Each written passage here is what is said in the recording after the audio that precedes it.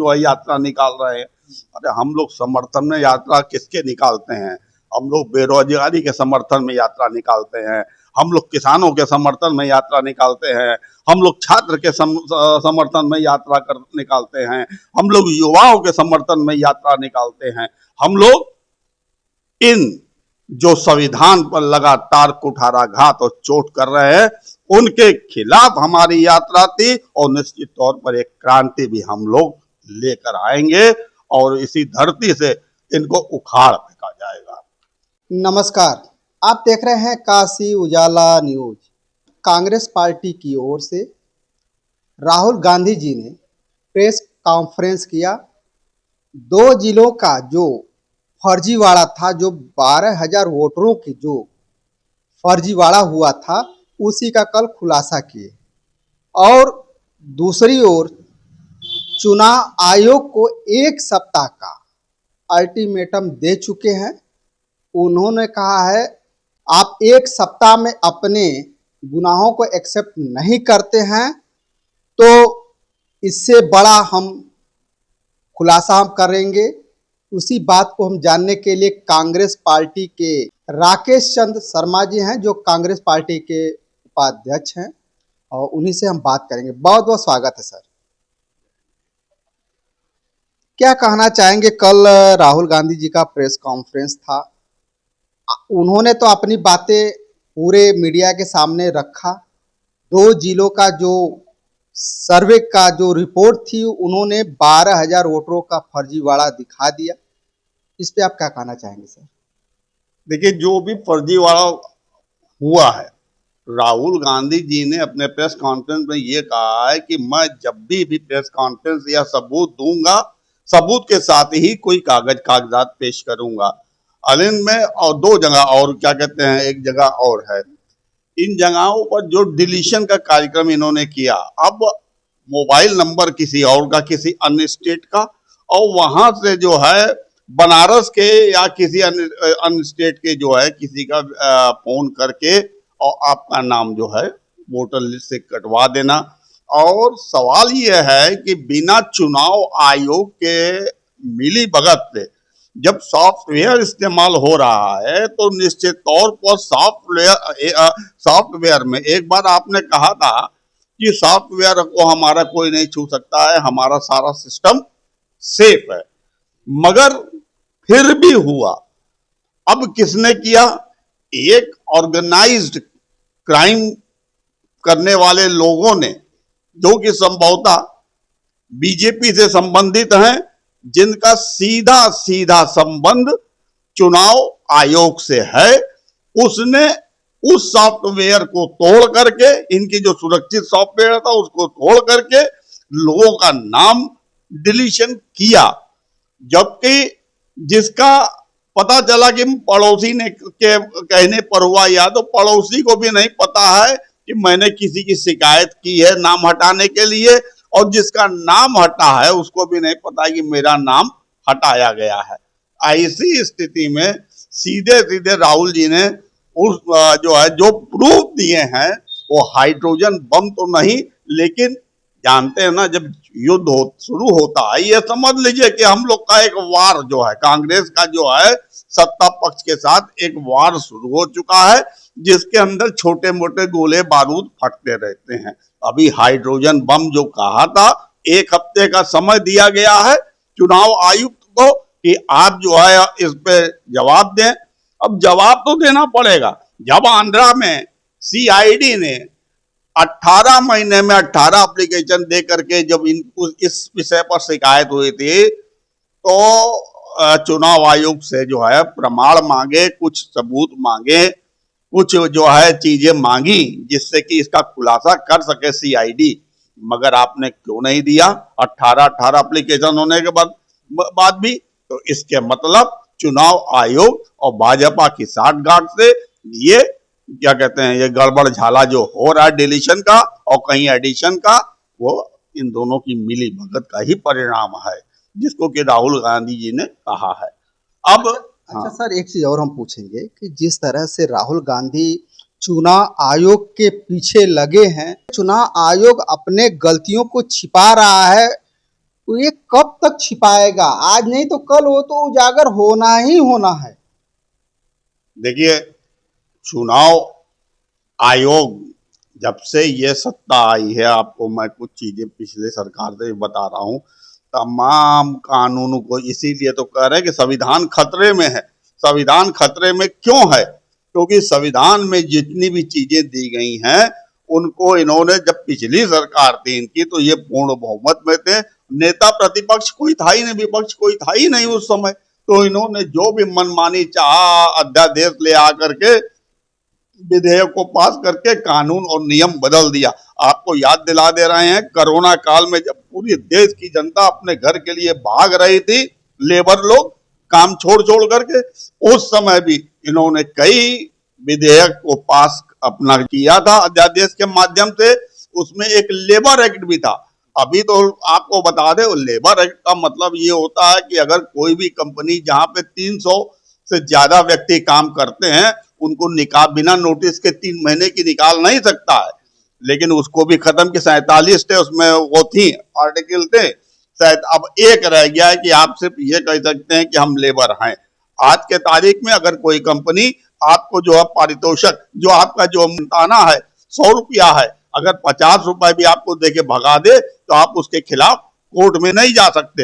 अभी लोगों को समझ नहीं आ रहा है। जिस दिन अंबानी और अडानी का जो ये जमीनें दे रहे हैं इंडस्ट्री बैठाने के लिए, जब वहां वर्करों की जरूरत, अभी तो सब पलटा से पलटी हो रहा है।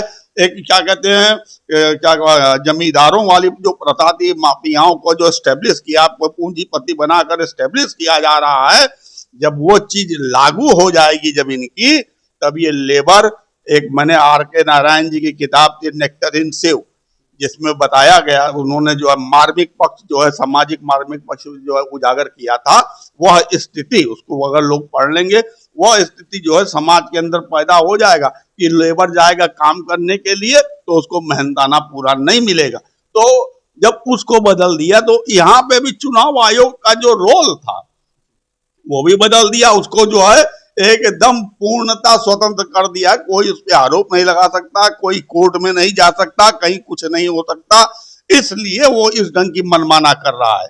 मगर याद रखे, अभी आपने देखा है कि लंका से होते हुए बंगाल, बंगाल से होते हुए नेपाल, अब हमें लग रहा है कि नेपाल के बाद ये निश्चित एशिया के अंदर भारत भी उस ओर बढ़ चुका है। क्योंकि अभी जो वकीलों का, जो हमारे समाज के बुद्धिजीवी होते हैं, सम्मानित होते हैं, उन लोग के साथ पुलिस की मारपीट होना ये दुर्भाग्यपूर्ण है। और ये निश्चित है समाज हमारा जो है उस क्रांति की तरफ बढ़ रहा है, जिसकी उम्मीद हम लोग नहीं करते हैं। लेकिन नेपाल जैसी स्थिति से इनको बचना चाहिए। जैसे नेपाल की स्थिति बनी थी, क्या उसी तरह का भारत में भी संभावना हो सकती है? बिल्कुल हो सकती है। देखिए, आंदोलन और क्रांति असंतोष का कारण होती है। किसी भी देश में कहीं पर भी अगर जो क्या कहते क्रांतियां होती हैं या बगावत होती है, वो असंतोष, दोहन, शोषण का परिणाम होती हैं। तो जो नेपाल में हुआ, अब वहां पे कहा गया कि क्या कहते हैं, मीडिया पर जो बैन, भारत में भी अगर आप देखिए घोषित क्या कहते हैं इमरजेंसी चल रही है, तमाम मीडियाओं के साथ जो है धरपकड़ और सबको जो चैलेंजिंग हो। आज तो आप लोग को तो भाई कर रहे हैं, लेकिन मीडिया का काम आज के समाज में बहुत ही चैलेंजिंग है।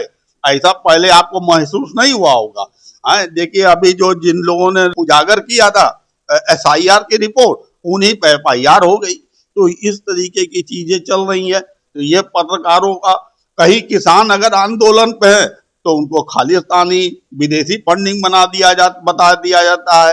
कहीं अगर छात्र आंदोलन पर है तो उनको आतंकवादी बता दिया जाता है।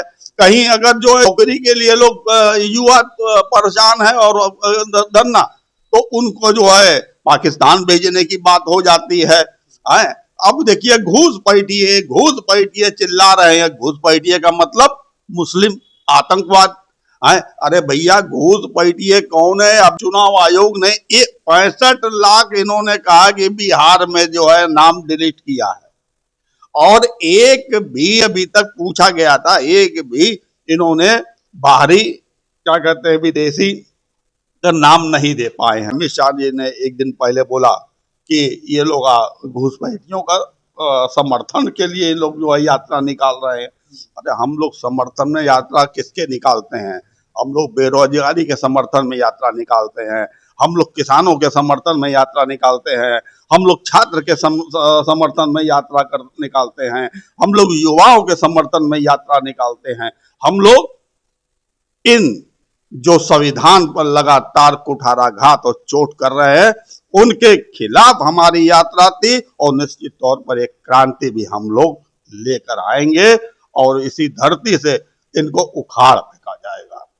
लेकिन सर, जिस क्रांति की बात आप कर रहे हैं, बीजेपी बहुत बड़ी पार्टी है, पूरे हिंदुस्तान में एक बड़ी पार्टी के रूप में उभरी है, लेकिन इस इतनी बड़ी पार्टी को उखाड़ फेंकना छोटी बात नहीं है सर।